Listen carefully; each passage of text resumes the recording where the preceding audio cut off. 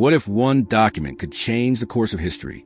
What if a single text convinced millions of people that a secret group was controlling the world, causing wars, revolutions, and financial collapses? A mysterious manuscript called the Protocols of the Elders of Zion appeared in the early 20th century.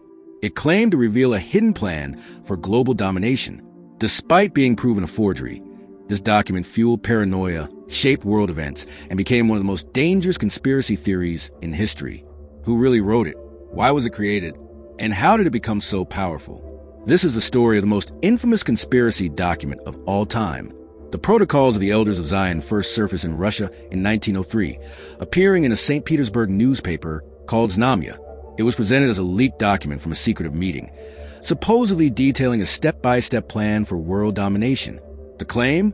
That a hidden elite was conspiring to manipulate governments, economies, and social structures for total control. But the origins of the protocols are shrouded in mystery. Who wrote them? And why? Many researchers trace its roots back to French political satire from the 19th century. In 1864, a writer named Maurice Joly published Dialogue in Hell between Machiavelli and Montesquieu, a fictional conversation criticizing Napoleon III's authoritarian rule. The text outlined a staged plan to control society, a concept that would later appear almost word for word in the protocols. By the late 1800s, Europe was already filled with conspiracy theories about secret societies controlling world events. Freemasons, the Illuminati, and international bankers were common targets. The protocols took these old fears and repackaged them into something far more dangerous. The most likely culprit? The Okhrana, the Russian Empire's secret police. Historians believe that the Okhrana forged the protocols as propaganda to fuel anti-Semitic sentiment and justify oppression. They needed a scapegoat, and the idea of a secret Jewish-led conspiracy fit their agenda. By the time the protocols reached the public, they had already taken on a life of their own. Politicians, journalists, and conspiracy theorists seized upon the document, convinced that it proved the existence of a shadowy group pulling the strings of history. But how exactly did this fabricated text become one of the most influential conspiracy theories in history? The answer lies in what the protocols claimed, and why so many people believed it. The Protocols of the Elders of Zion is written as if it were a transcript of secret meetings, allegedly held by a powerful group plotting world domination.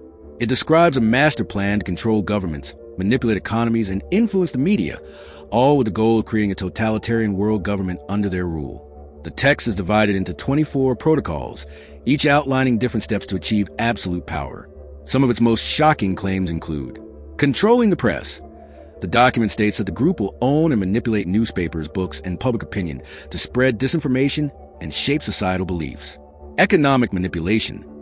The protocols claim that financial crises, depressions, and economic collapses will be engineered to weaken nations and force them into dependence.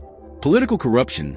Governments will be filled with puppets, with politicians secretly working for the ruling elite rather than the people. Use of fear and chaos.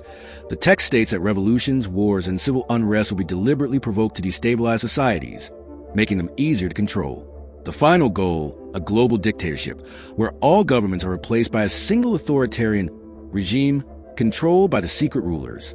For many who first read the protocols, these claims seem to confirm their worst fears, that unseen forces were shaping the world from the shadows. The document was framed as undeniable proof of a hidden conspiracy. But despite its outrageous claims, the protocols did not appear out of nowhere. It built upon older conspiracy theories that had circulated for decades. The idea that secret societies, bankers, and elites were manipulating world events was already widespread. This was what made the protocol so dangerous. It reinforced pre-existing fears and gave them a single, sinister source.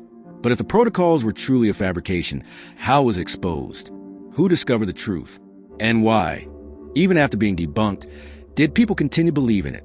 The Protocols of the Elders of Zion was debunked multiple times, but one of the most significant exposés came in 1921, when the Times of London published an investigation revealing that the text was a plagiarized forgery. The investigation traced large sections of the protocols back to dialogue in hell between Machiavelli and Montesquieu, an 1864 French political satire.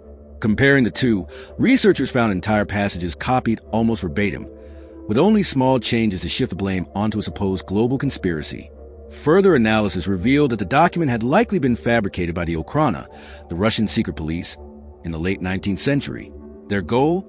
To spread anti-Jewish sentiment and justify oppressive policies within the Russian Empire. Historians also discovered that the protocols had been distributed with state backing, ensuring its rapid spread across Europe and beyond. Despite being exposed as a hoax, the damage had already been done. Even after the 1921 expose, the protocols continued to circulate. In the 1930s, Nazi Germany used the document as a cornerstone of anti-Jewish propaganda, citing it as proof of an international conspiracy. Adolf Hitler referenced it in Mein Kampf, and Nazi officials used it to justify policies that led to some of history's darkest atrocities. Over the decades, the protocols were repeatedly discredited by historians, academics, and legal experts. Courts in Switzerland ruled it a fraud. Scholars published countless debunkings, and yet the belief in its authenticity never fully disappeared. But why? Why do some conspiracy theories refuse to die even after being proven false? The Protocols of the Elders of Zion was not just a fabricated document. It was a tool used to justify some of the most horrific events in modern history. In Russia, it fueled anti-Semitic violence, pogroms, and state persecution, leading to widespread suffering for Jewish communities. In Nazi Germany, it became a foundational text for Hitler's propaganda machine. Mein Kampf referenced the protocols, and Nazi officials used it to validate their policies. In the Middle East, the document resurfaced in the 20th and 21st centuries, cited by various extremist groups as evidence of hidden global conspiracies. Even today, elements of the protocols appear in modern conspiracy theories, repackaged into narratives about global elites, secret organizations, and financial manipulation. Despite being discredited over a century ago, the protocols continue to influence modern politics, social movements, and misinformation campaigns.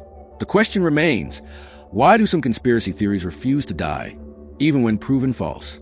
Despite overwhelming evidence proving the protocols to be a hoax, belief in its authenticity persists. But why? One reason is confirmation bias. People tend to accept information that reinforces their existing beliefs. Those already inclined to believe in secret global control find the protocols compelling, even when presented with proof of its fabrication.